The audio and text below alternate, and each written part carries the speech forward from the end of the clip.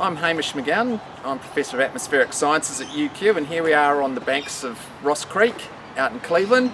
This is part of our virtual field trip experience for you. What we have here is Ross Creek at low tide. It's an area which has undergone significant change in response to urbanisation of this part of the coastline in southeast Queensland, which is reminiscent of a lot of development along our coast. As population has grown and increasing numbers of people have moved here to experience the lifestyle that we enjoy, and of course naturally being close to the ocean is part of the playground that people like to experience here in Queensland. However, as a consequence of that, these regions have undergone significant change. Some of that change we're going to look at today as we make our way up Ross Creek and look at the impact on this once natural hydrological system as a consequence of the development that's taken place.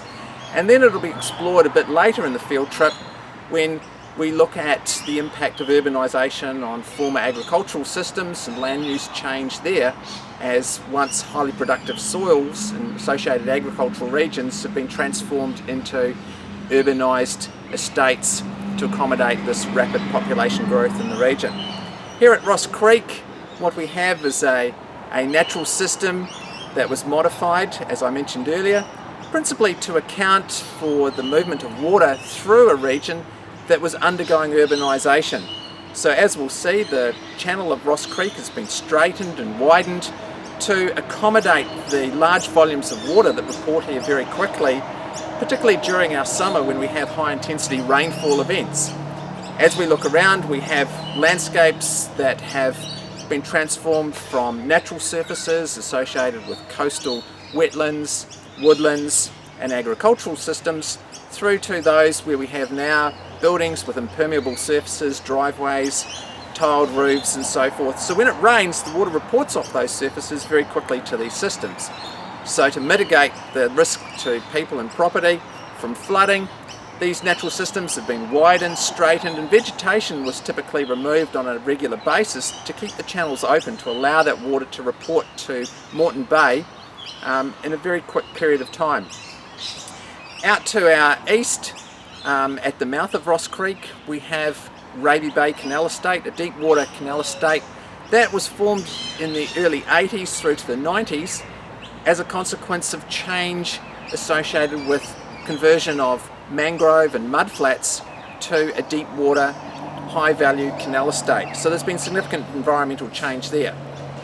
When you look at this virtual field trip and you step your way through it, just don't think of the issues that we cover here as being specific to this region. They are representative of change that has occurred not just here in the Brisbane and southeast Queensland region, but globally, as coastal systems have undergone significant change as populations have migrated to them in an endeavour to actually live next to the sea and to experience the kind of lifestyle that we experience here. So this is Ross Creek at low tide, as you can see, with the exposed banks. Of course, as I mentioned previously, the channel's undergone significant change. It's certainly become a lot straighter, a lot wider. However, there is inherent difficulties associated with those developments, and one of that is ensuring bank stability. And we can see on the other side there, whereby there is rock which is now encased in wire mesh, known as a gabion wall, that is there to support the bank so that it doesn't collapse and undermine the foundations of the properties which are on the other side there. As we move around here, we have some vegetation starting to occupy now or move back in onto the banks, mangroves, and these are relatively new in the context of the development here, because as I said earlier, that much of the vegetation along the bank was routinely cleared to ensure that the channel was wide, clear, and allowing that rapid movement of water from the urban catchment out to Moreton Bay.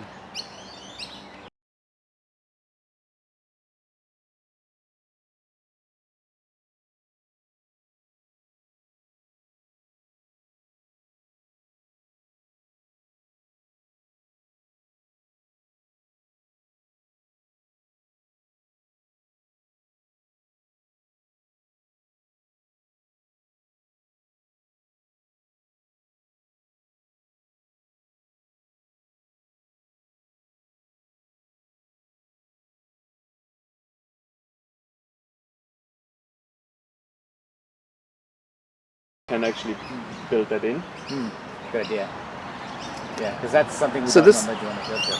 But No, but that's value, right? To just have a visual for those who haven't seen these type of places, because some people might not being able to visualize this deep water canal estate.